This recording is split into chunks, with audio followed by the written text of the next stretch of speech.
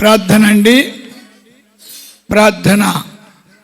ప్రార్థన మేమే ఆత్మల దినసాయం చేయండి. తండ్రి మనతో ఉన్నారు. ఆయన కృపాసను బట్టి పవిత్ర సమయంలో ఆయన మహిమ ప్రభావాలను బట్టడానికి దేవుడు అంగీకరిస్తూ ఉన్నాడు. యేసయ్యా యేసయ్యా దీవించుమా మా భారతదేశమును. యేసయ్యా యేసయ్యా దీవించుమా భారతదేశమును.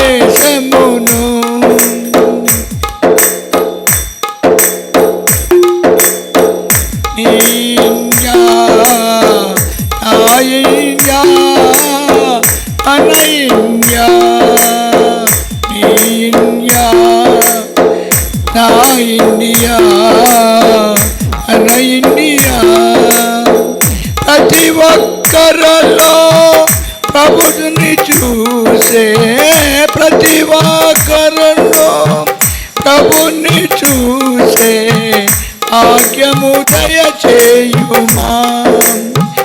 యేసయ్యా యేసయ్యా దీవించుమా దీవించుమా.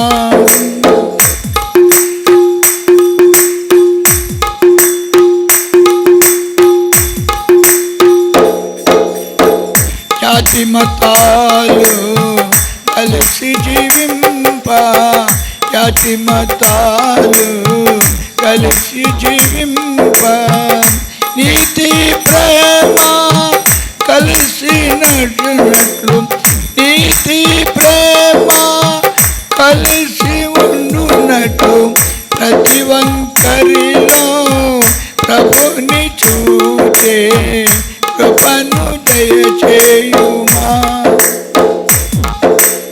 ఇండియా నా ఇండియా మన ఇండియా. యేసయ్యా యేసయ్యా దీవించుమా మా భారతదేశమును. దీవించుమా భారతదేశమును.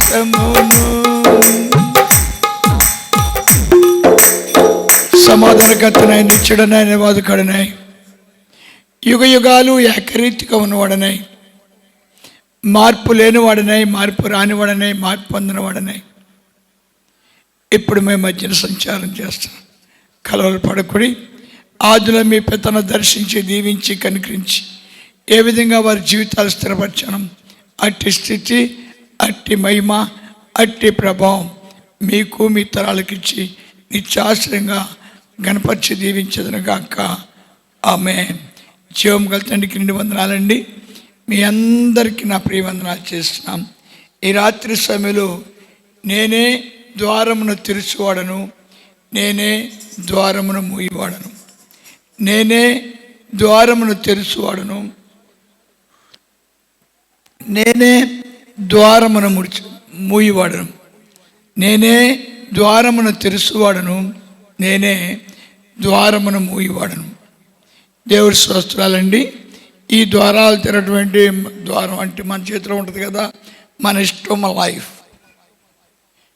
మనకి ఇష్టమైన పెళ్లి కొడుకుని చేసుకుంటాం, మనకి ఇష్టమైన పెళ్లి కూతురిని చేసుకుంటాం, మన ఇష్టమైన ఇల్లు కట్టుకుంటాం.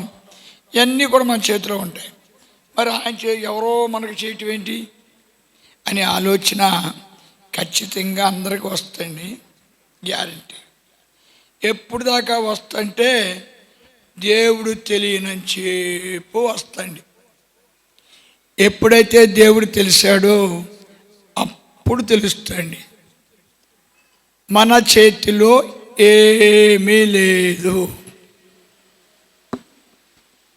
అది ఎప్పుడు అర్థం అవుతుందంటే నువ్వు దేవుణ్ణి నమ్ముకుని ప్రార్థన చేయడం ప్రారంభించిన తర్వాత నీకు ఈ సత్యం తెలియజేయబడుతుందండి. అందుకు నేను చిన్న సాక్షి చెబుతానండి. నేను హిందూ మతంలో ఉన్నాను, బాగున్నాను, దేవుని కృప వల్ల అన్ని విషయాల్లో బాగున్నాను. కానీ సడన్గా పాడైపోవడం ప్రారంభించాను. ఆ పాడైపోవడం కూడా ఎన్నాళ్ళు పడవలేదు, 6 నెలల్లో పాడైపోయాను. సరే, మళ్ళీ దేవుని కృప వల్ల దేవుళ్ళకి రావటం, సరే ఏదో పెద్ద పెద్ద దైవజనులతో వెళ్ళి అయ్యా ఎలా ఉంది అలా ఉంది, నా గురించి ప్రార్థన చేయండి అని చెప్పడం. వాళ్ళు అయ్యో నువ్వు ఎలా చేసావు అలా చేసావు అలా చేసావు అలా చేసావు అని వాళ్ళు చెప్పడం. నేను అలాగా వాళ్ళ మార్గాన్ని పనిస్తూ ఉండేవాడిని. ప్రతిదానికి ప్రేయర్ అనేవారు అంతే. ఆ ప్రేయర్ అలా చేయాలో చెప్పేవారు కాదు. ఆ ప్రేయర్ యొక్క అర్థం ఏంటో చెప్పేవారు కాదు. అంతమంది పూజ చేసేవాడిని.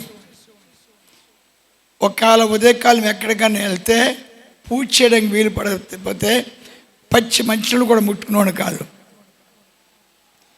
రాత్రి ఎంత టైం అయినా సరే ఇంటికి వచ్చిన తర్వాత స్నానం చేసిన తర్వాత దీపారాధన చేసిన తర్వాత కానీ ఏం ముట్టుకునేవాడు కాదు.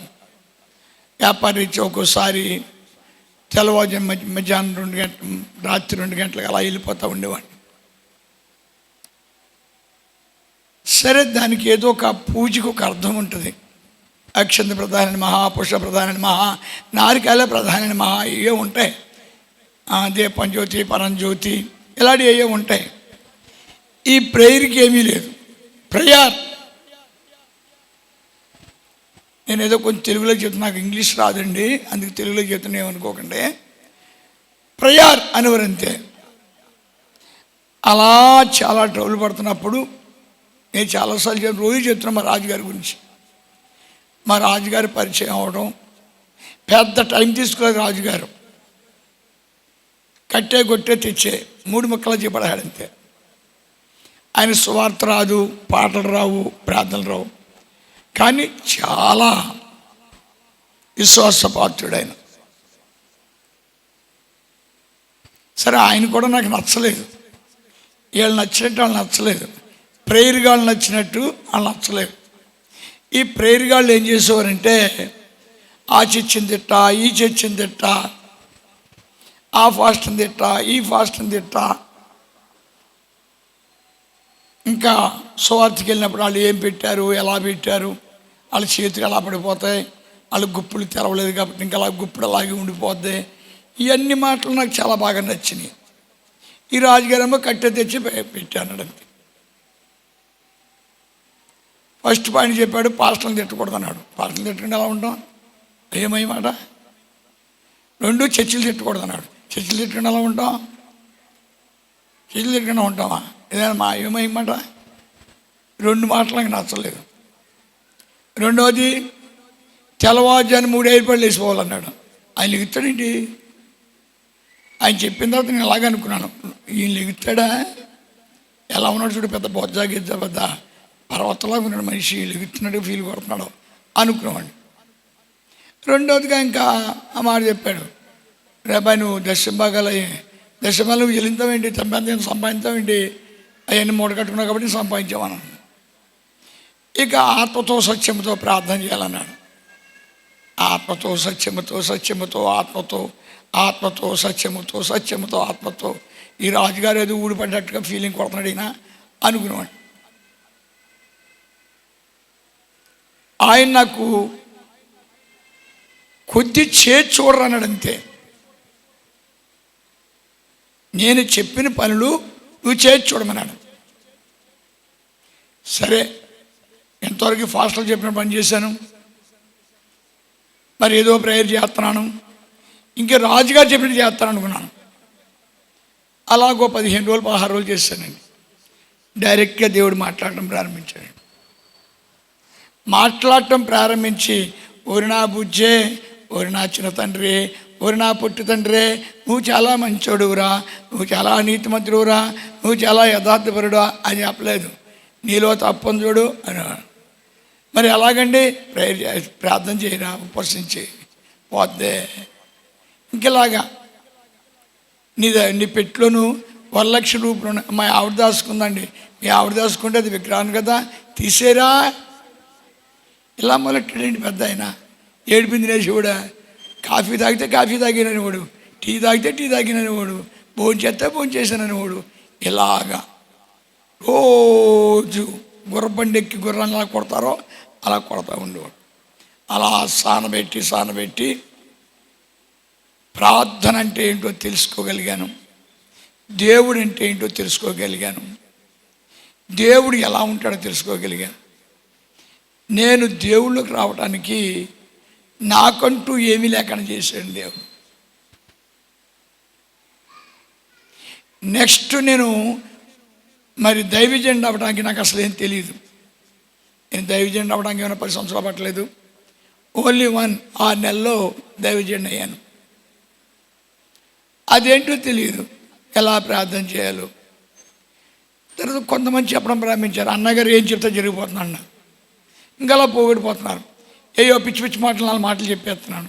ఎవరో ఒకరు పాడేస్తున్నారు. అప్పుడు కుమారి గారు, అప్పుడు వీరనాని మరి గారు, ఆవిడే వీర కుమారి గారు అంటే ఆవిడే పాడేసేవారు. ముక్కు కూడా గుడ్డ కట్టుకునేవారు. ఆ ముక్కు గుడ్డ ఇప్పుడు కూడా వాడలేదు, ఆ గుడ్డకి ఎడుతుంది, ఆవిడే పాడేసేవారు. అలాగా ఆడవేడిగా కొద్ది కాలం పోయిన తర్వాత అన్నాడు, రే చిన్నోడా నీతో మాట్లాడే పని ఉందిరా అన్నాడు. నేను దేవుళ్ళకి వచ్చిన తర్వాత పని చేశాను. నేను కానుక తీసుకుని అన్నాను. నాగమణి గారు అన్నారు, సేవకులు అనేవాళ్ళు కానుక తీసుకోవాలి, తీసుకోకపోతే సేవ వర్దిల్లదు అన్నారు ఆవిడ. హలో అమ్మ, నా మనసులో అన్ని మంచి మాటలే కదా, దొంగముంటున్నట్ట. కానుక తీసుకుంటేనే వర్దిల్తారంట.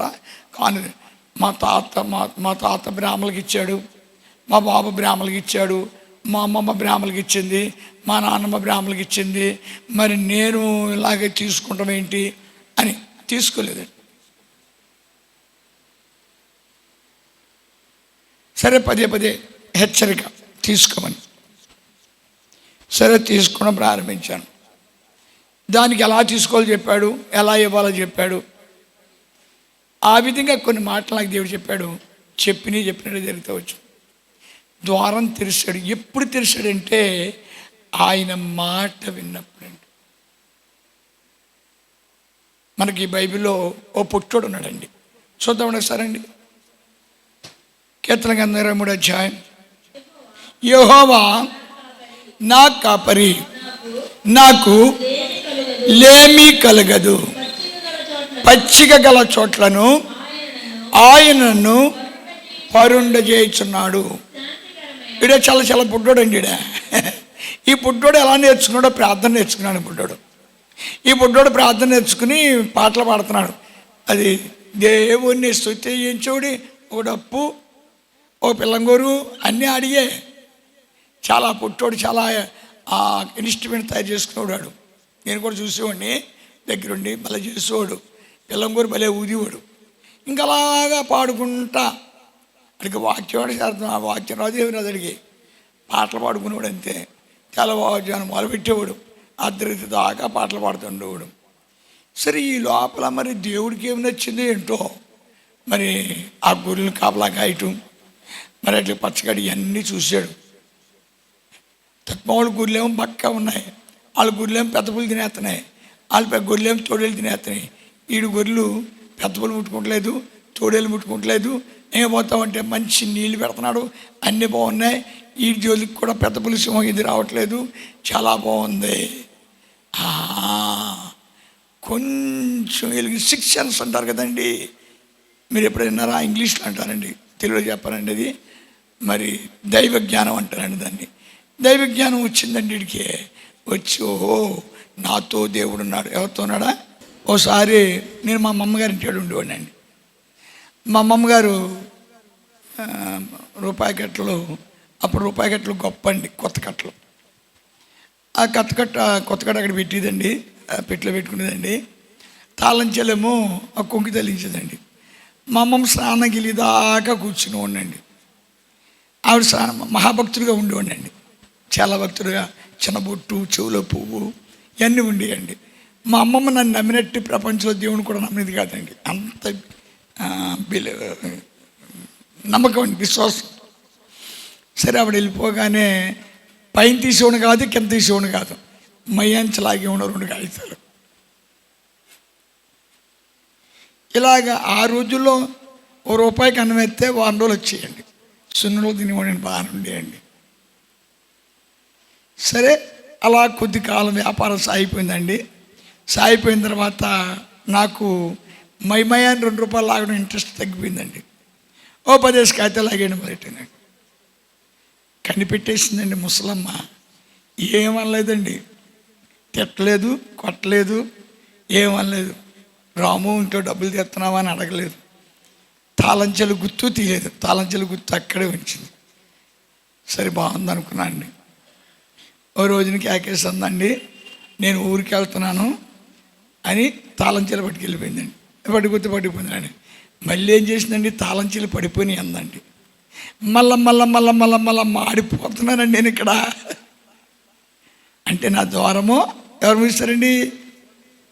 దేవుడు మూసాడు. ముందర ద్వారం తెరిచాడు. ఏదో ₹1 తీసుకుంటే ఏమనలేదు. ఇక నీకు ముదిరిపోయాను.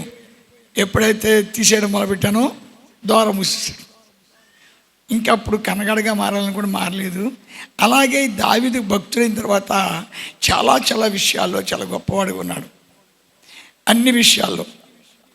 కానీ వీళ్ళు ఒక చిన్న నెగ్లెక్టింగ్ వచ్చిందండి. నేను ఇంతగా దేవుడికి చేస్తున్నాను కదా, నేనేం చేసినా దేవుడు ఏం చేయడు. అది వాళ్ళు వచ్చిన తిరగల్సిన. ఇంతకుముందు మా యాన వచ్చాడండి, చాలా నీరసంగా ఉన్నాడండి. అలా మక్కిలు పట్టేసి నాన్న అన్నాడు, చాలా మంచిది నాన్న అన్నానండి. మరి గుండెలాగేస్తుంది నాన్న అన్నాడు, చాలా మంచిదిరా నాన్న అన్నానండి. మరి కళ్ళు పీకేస్తున్నా నాన్న అన్నాడు, చాలా మంచిదిరా నాన్న అన్నానండి. మరి ఏళ్ళు కూడా పట్టేవట్లేదు నాన్న, నువ్వు ఉపవాసం చేయట్లే కదండి రా అన్నానండి. అది కాదు, మనకు కొంచెం షుగర్ బీపీలు అలా తెలియదు కదా, అందుకు అందరూ యాత్రని చేయట్లేదు అన్నాడండి.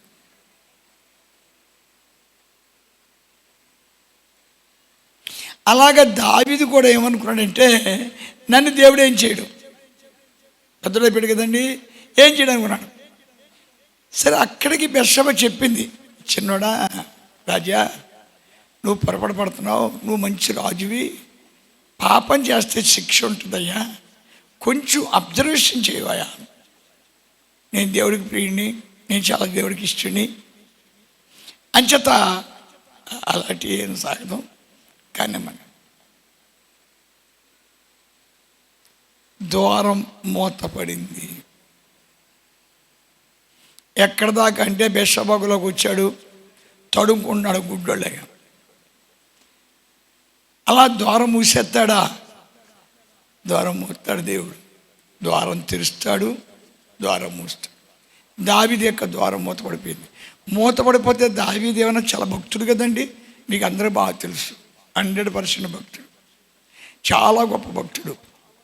ఈ భక్తుడైనప్పుడు ప్రార్థన చేతకొచ్చు కదండి, వాడికి చాలా బాగా ప్రార్థన చేస్తాడు.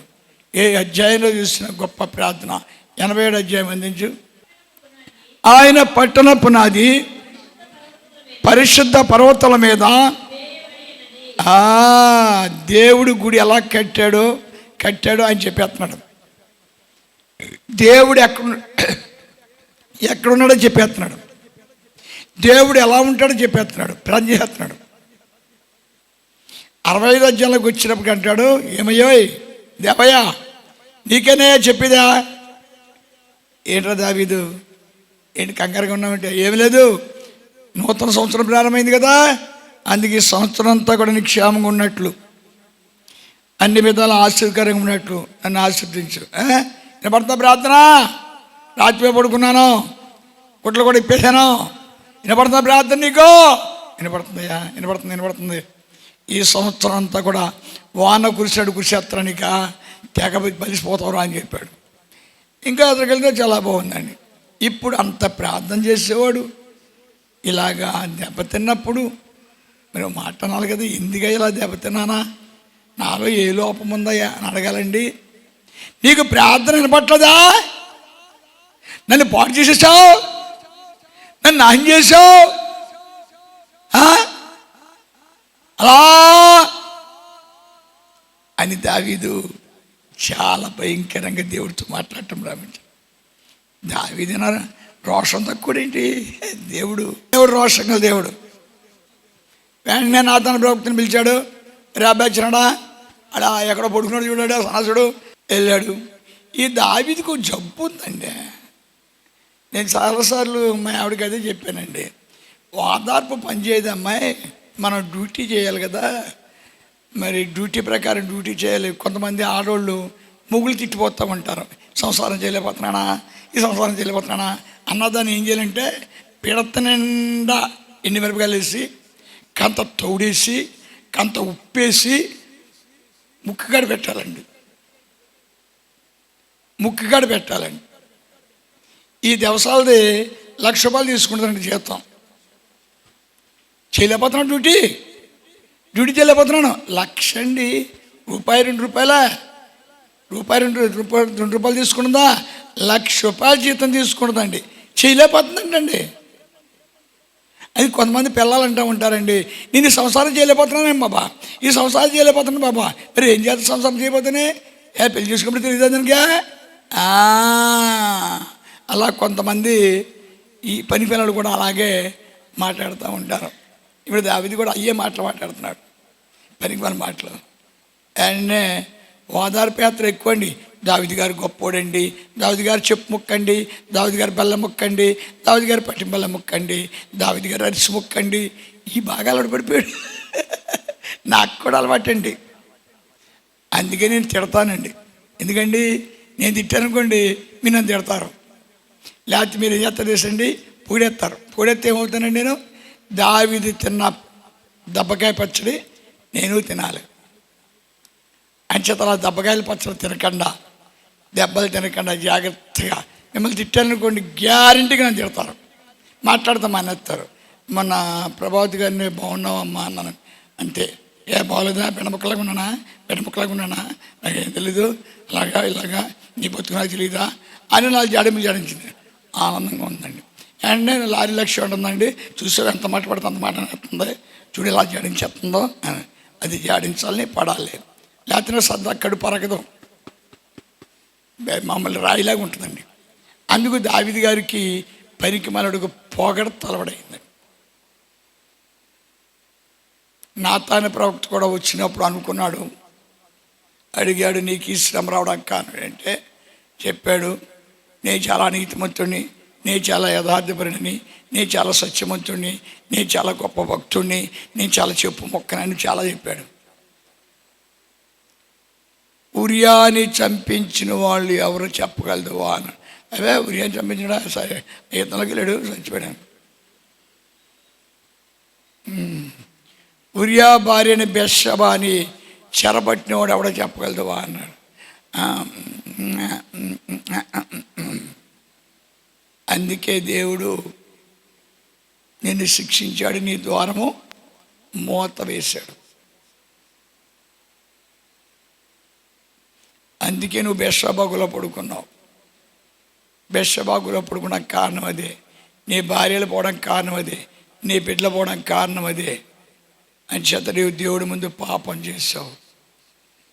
అంచేత మనం ఎంత భక్తులుగా ఉంటామో అంతగా రెచ్చిపోతామండి. మనం కనుక వెళ్తా కుంటాట ఆడతారు కదండి, నీ చిన్నప్పుడు కుంటాట ఆడి ఉండండి, ఆ కుంటాట ఆడతా ముందు పడిపోయి ఉండండి, అవుట్ అన్నారండి. అలాగే దేవుడు భక్తులు ఎక్కడైనా చిన్న పొరపాటు చేశారా దేవుడికి తెలుస్తనుకోండి. దేవుడికి చాలి గలవాడు, దయగలవాడు, ప్రేమ గలవాడు. అందజమ్మ కీర్త సారీ 6 వచ్చిన చూడు, దేవదూతలు యెహోవా సన్నిధిని నిలుచుటకై వచ్చిన దినం ఒకటి తటస్థించెను.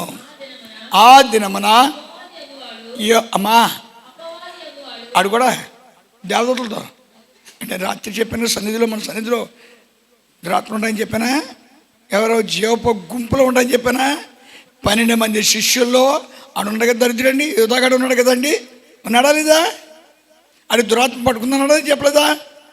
అలాగే దేవుడు భక్తుల దగ్గర ఇది ఉంటుందండి కాశీ. వెంటనే దేవుడు చూడలేదు, చెప్పలేదు, చేయలేదు, వెళ్ళిపోయాడంతే. దేవదూతతో కలిసి వెళ్ళిపోయాడంతే పరలోక రాజ్యంలోకి. ఎలా వచ్చావు, అసలు రావు కదా, ఎలా వచ్చావు ఏంటారు అంటే, ఏముందలేవయ్యా, నీ భక్తుడు అక్కడ ఉన్నాడు కదా, నువ్వు వాడిని ఇచ్చేసుకున్నావు కదా, వాడికి మేకతోలు కప్పేస్తున్నావు కదా, నువ్వు న్యాయంతో కదా, నన్ను ఒకసారి పరలోకాన్ని భూలోకంలోకి ఇంటేసావు కదా, నన్ను తన్నేసావు కదా, మళ్ళీ నా మొక్క మీద మూసావు కదా, నన్ను చీపురు కట్టెట్టు కొట్టావు కదా, ఇప్పుడు ఆయన ఏమిటి కొడతామని అడిగాడు. ఏమన్నా ఏబుని, అయ్యి బాబు ఏబుని కొడతావా, అది పోనా, అడిగితే చిన్న దగ్గర తప్పు చేశాడు, నేను ఒప్పుకోను. ఆడి సంగతి నువ్వేం చేస్తావో చెప్పమన్నాడు. సరే 7 సార్లు కానీ ఏదో చేసి వెళ్ళమన్నాడు. అయిపోయాడు. అందుకు ఏబు గారు అంటాడు చక్కటి మాట, 42 అధ్యాయం 1 వచ్చింది చూడ. అప్పుడు ఏబు యెహోవాతో ఇలాగ ప్రత్యుత్తరం ఇచ్చాను, నీవు సమస్త క్రియలను చేయగలవనిను నీ ఉద్దేశించినది ఏదియు నిష్ఫలము కానేరదనియు నేను ఇప్పుడు తెలిసిన తప్పలగుడ్డ.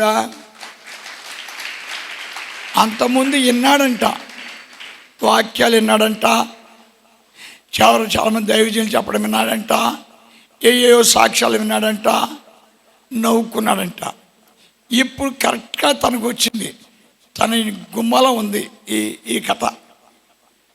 అప్పుడు అంటాడు ఏబు, నాయనా ఇంతవరకు విన్నాను, ఇప్పుడు నువ్వు చూస్తావని, ఇప్పుడు నువ్వు వింటావని, ఇప్పుడు నా దగ్గర ఉన్నావని తెలుసుకున్నాను.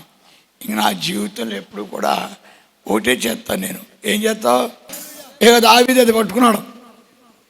ఇంక నేను ఎప్పుడు ఆ ఏబు గారు చెప్పాడు, ఇంక నేను ఎప్పుడు స్తుతింతాను తప్ప నేను గొప్పనే, నేను చెప్పు ఒక్కనే ఇలా చెప్పను బాబాయ్, తప్పు అయిపోయిందే, ఇక నన్ను వదిలే బాబా, తెలియక నేను ఏదో వాళ్ళందరూ పొగుడుతుంటే లేచింది, ఇది సరిపెట్టేశాను, ఇవ్వాల్సిన కాడికి ఇచ్చావు, చూపించావు, చాలు నాయనా అన్నాడు.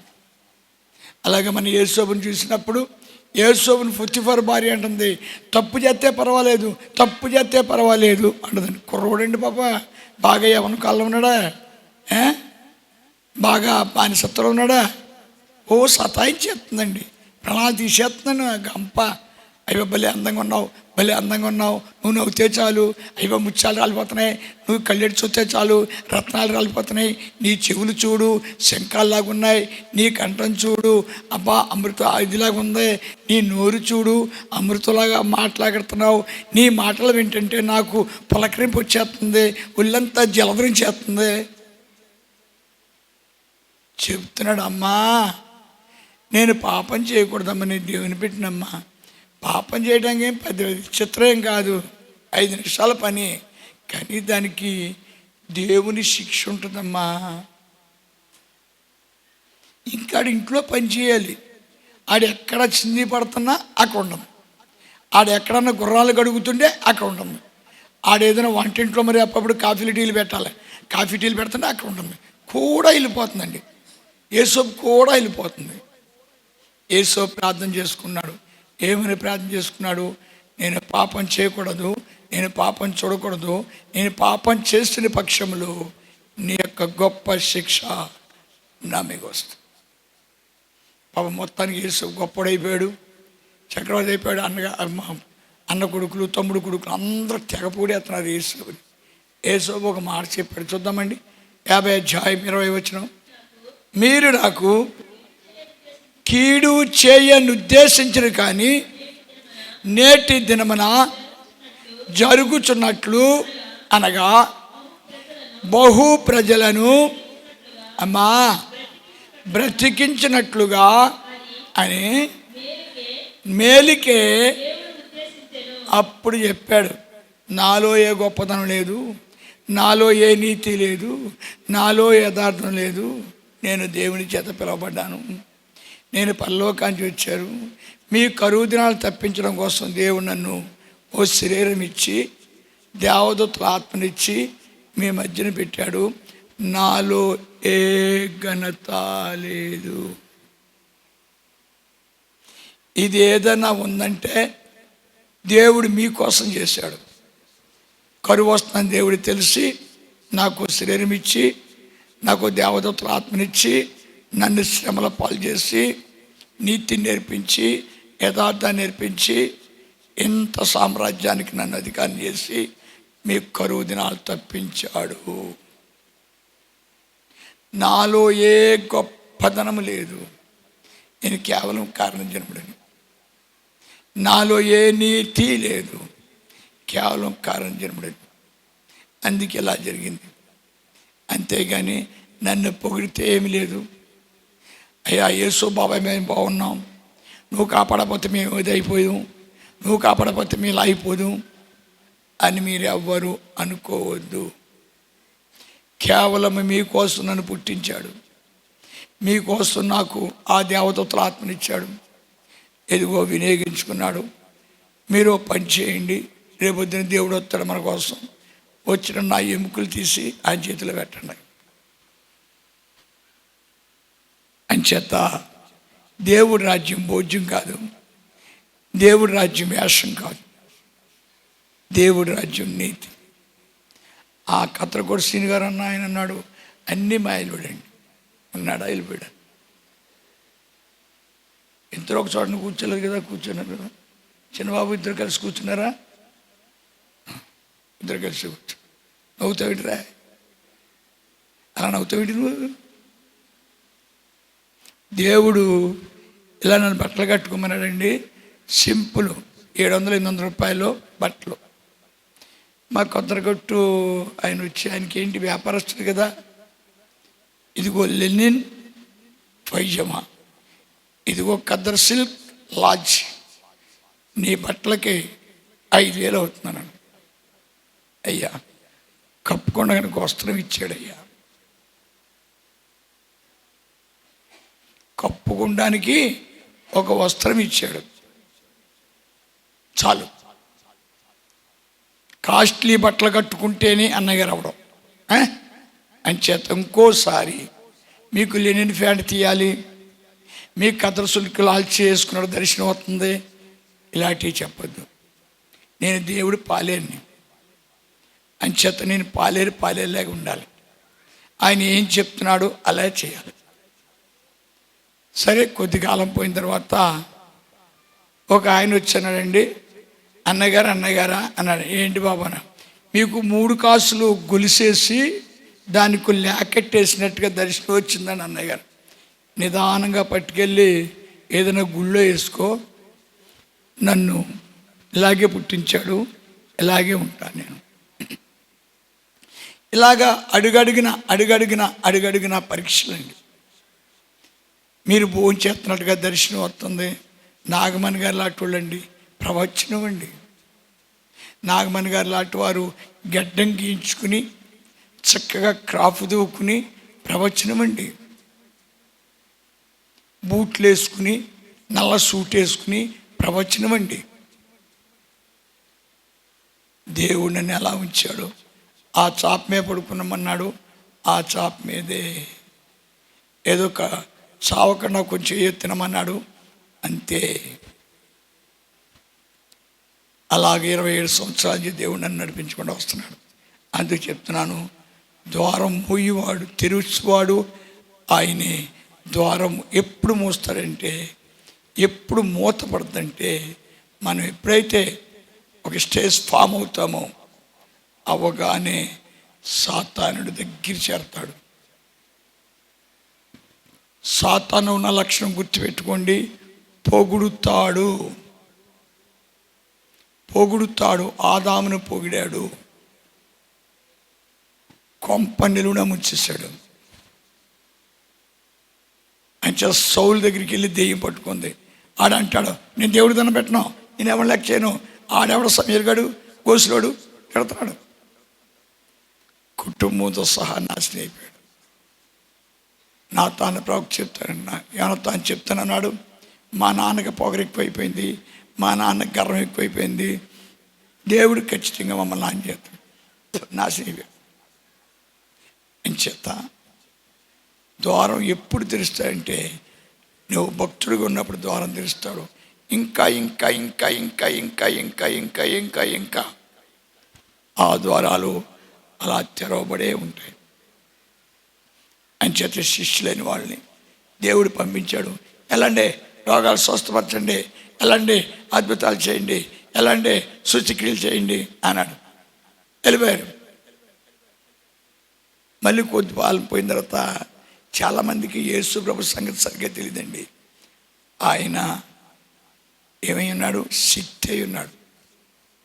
తెలుసుకోవాలి.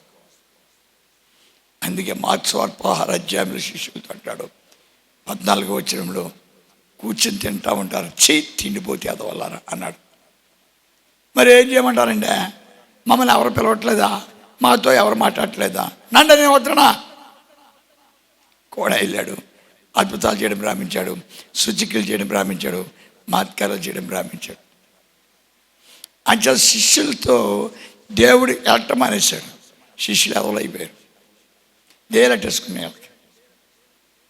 అలాగా నేను ఈ యొక్క మరి 27 సంవత్సరాల సర్వీస్లో అనేక మంది దైవజనులు, అనేక మందిని, ఏసన్న గారు లాంటి వాడిని కూడా నేను చూడు, ఏసన్న గారు లాంటి అంత పెద్ద ఆయన మరి దేవసాయి గారిని తిట్టివారు. ఆయన దేవసాయి గారు ఎక్కడ, ఏసర్ గారు ఎక్కడ?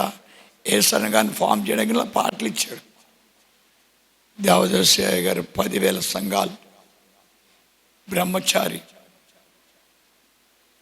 ఎక్కడ ఆయన స్వార్థకి వెళ్ళట్లేదు. కానీ 10,000 సంఘాలు దేంతో కట్టాడంటే ఓన్లీ ఆయన జేబులో ₹10. అంచేది ఎప్పుడైతే ఏసన్ గారు ఫామ్లోకి వచ్చారో, లోదన చచ్చిన తిట్ట, మన్నా చచ్చిన తిట్ట, ఆయనకి పోతామంటే ఆడిగడ్డపోడు ఈడిగడ్డపోడు, లాస్ట్ ఆయన గడ్డమించున్నాడు. ఆయన నేర్స్ వచ్చి అలబడిపోయాడు. ఆయన చెత్తన పిల్లరా, భక్తులైన వాళ్ళు ముందు నేర్చుకోవాల్సింది ఎవరి కర్మకు వాళ్ళే కర్తలు. భక్తులైన వాళ్ళు ముందే తెలుసుకోవాలి ఎవరి నీతి వాళ్ళని గణపరుస్తుంది. అంచేత తెలిసిన ద్వారాలు నీకు మూత పడకుండా ఉండాలంటే, తెరవాలంటే, నీ ద్వారాలు తెరవాలంటే నువ్వు భక్తుడు అయి ఉండాలి, మహాభక్తుడు అయి ఉండాలి. ద్వారాలు తెరపడతాను చెప్తే దావీదు తండ్రి లెమ్ము తేజుల లెమ్ము వెలుగు వచ్చిందన్నాడు.